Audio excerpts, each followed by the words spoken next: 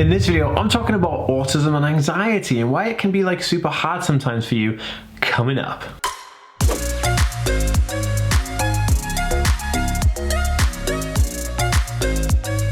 Hey guys, welcome back to the AspieWorld. My name is Dan. I have autism, ADHD, OCD and dyslexia. I make weekly videos on autism and mental health. So if you're new around here and you'd like to learn more, make sure to hit that subscribe button by clicking the notification bell. Also, if you're watching over on Facebook, make sure to give this video a follow and a like so you see daily videos from me. In this video, guys, I'm sharing with you my personal insight and talking about autism and anxiety and how that kind of impacts your life and maybe some hacks and strategies along the way from my personal stories.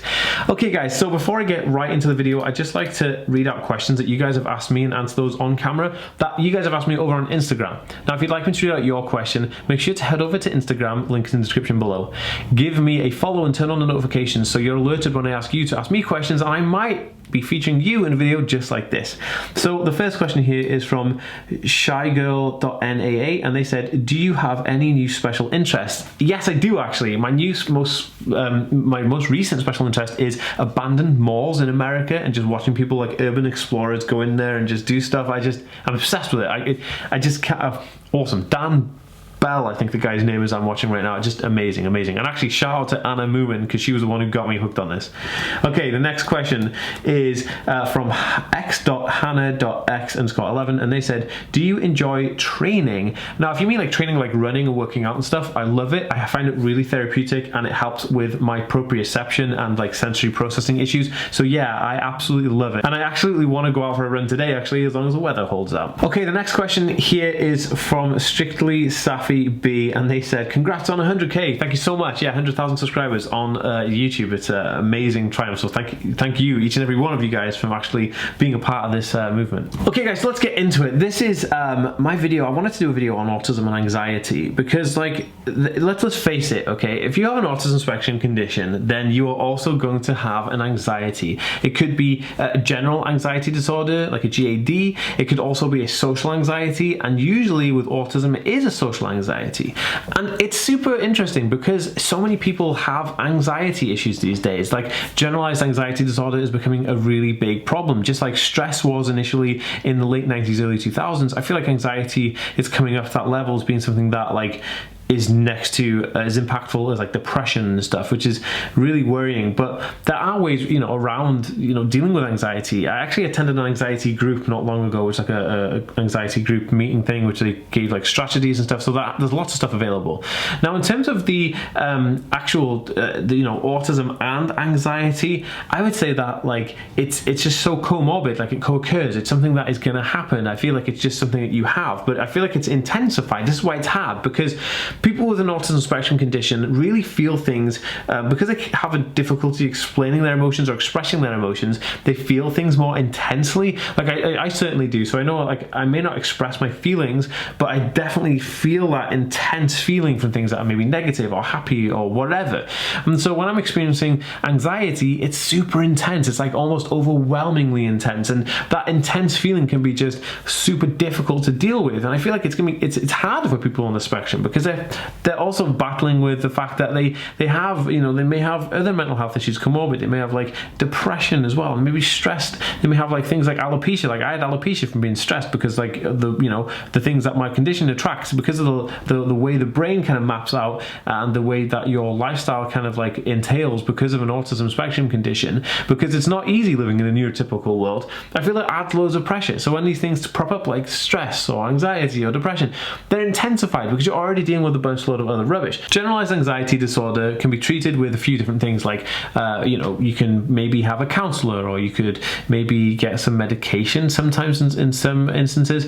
But with autism, it's difficult because you need a trained counselor who's going to understand what is the autism and what is the generalized anxiety, you know. Another thing is that the social anxiety aspect of it is huge within an autism spectrum diagnosis.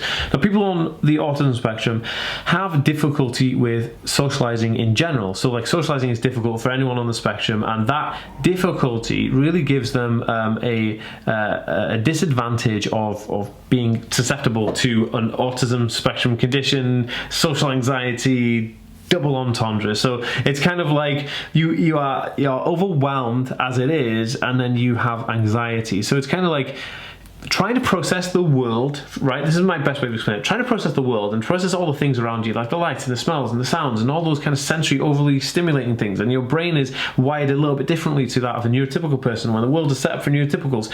And then you go into a really busy place with loads of people and you're anxious about it. And then you're anxious about being socially active with people and talking to people on a social level. And it's kind of like, you know, that's not fun. There's no fun in that. For me personally, it makes me feel really upset. And then I start to feel really sick. So when I'm like socially anxious or I'm getting social anxiety, I feel like massive pressure on my chest. I start to just like cold sweat and I feel really sick and I can't concentrate on anything. I just need to get out of that situation. It's like I can't focus. I don't even know if anyone asked me a question I couldn't logically answer. I just snap aggressively or lash out. And this is difficult because this is the moment in time where a meltdown could be imminent. And then it's like, oh, where do we go from here? Is a meltdown going to happen? Can I help this person overcome this meltdown? Like, it's so difficult at times, and I feel like that is something that we all share. You know, like people on the spectrum can definitely understand and relate to what I'm saying here. And if you get it, if this happens to you, give this video a thumbs up. I'd love to see, you know, if anyone kind of really understands what I'm saying here. But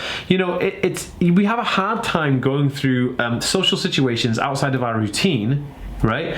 That when it becomes a socially intense situation where you're having to meet new people, or you're in a work situation or a work environment, or you're having to meet like people out in the streets, ask them stuff like, oh, you know, you go to a marketplace and you ask, you know, how much is the oranges or whatever on the stall. Now that kind of stuff, it gets me socially anxious because I'm having to talk to somebody I've never spoken to before. They want you to look in their eyes and then they want to talk to you about the weather. But that's it, you know, I feel like because of the social anxiety, the pressures of socializing with someone's making it really difficult. Anxiety is gonna be there, it's gonna be present. Now, ways of dealing with anxiety, one of my favorite tips is taking myself completely out of that situation, just like getting as far away from that situation as possible, and then maybe just chilling out for a little bit and then coming back to the situation, because a recharge and a reboot is gonna definitely give you a head start at kind of like feeling better. One of the things that I learned the hard way is that I never really took myself out of situations, and I was getting worse and worse, and I was like, oh my goodness, what is going on here? But when you kind of have a recharge, then you can go back and then assess the situation as it is. Another way is breathing, just like breathing in for 5 seconds, holding your breath for 5 seconds, and then breathing out for 5 seconds helps kind of just settle and calm you down. That's a really good way to kind of like keep you super calm. Now, if you're looking for like supplements, my best advice is CBD gummies. Now, I have a link in the description below. I'm sure you get some money off if you use the code DAN15, so DAN15. If you use that code on Yummy Nutrition's website, and the link is in the description below for this, if you're in America or the UK or Europe, check which link is for you. And these gummies are amazing. They're CBD, which is like a cannabis extract, but it's super cool. It's very legal. There's nothing crazy in it. It's just like a food supplement, and this will actually help. It actually helps us here in our household a lot with social anxiety and anxiety in general. And without it, I think we'd be more anxious wrecks, to be totally honest with you. Now, they're kind of like things that you can do. I would also advise trying to see a therapist. Now, if you're on the spectrum or not on the spectrum, I definitely advise seeing a counselor and a therapist. But also, if you're going to see a counselor who isn't trained in autism, I would definitely recommend just telling them about autism and getting them kind of up to speed before you have your first like meeting with them, because you don't want to like turn up there and them not really understand you, and it's kind of a bit awkward and a bit all over the place. And also, if you're going to see a therapist, again, if the therapist doesn't know much about autism spectrum conditions, maybe educate them beforehand or shoot them a couple of these videos and just kind of get them warmed up to the fact, and so they know what an autism spectrum condition is and what to expect from somebody on the spectrum. Therapy is amazing. It's one of the ways that I feel like I can definitely see self-improvement once I've had it, and this is just my personal preference. So like occupational therapy, counseling, psychological intervention, and anything really that is available for autism. I've tried it, I've been on it, and I really enjoy it because I feel like you definitely do get a lot out of it. You know, it's designed to help you, so it's perfect for people on the spectrum. Especially, I feel like counseling with somebody who understands autism was one of the most life-changing experiences of my life, and I highly recommend, if anyone's not tried counseling yet, go try it. It's like non-judgmental, helpful understanding of how your being is, you know, who you are, your self-explanatory, self-exploration. Like, it's amazing. It's so good, and that helped me become less anxious when I got to a point in my life where I was like really anxious, where I was constantly triggered by things like I couldn't answer the door to the postman, I couldn't like pick up the phone, and I couldn't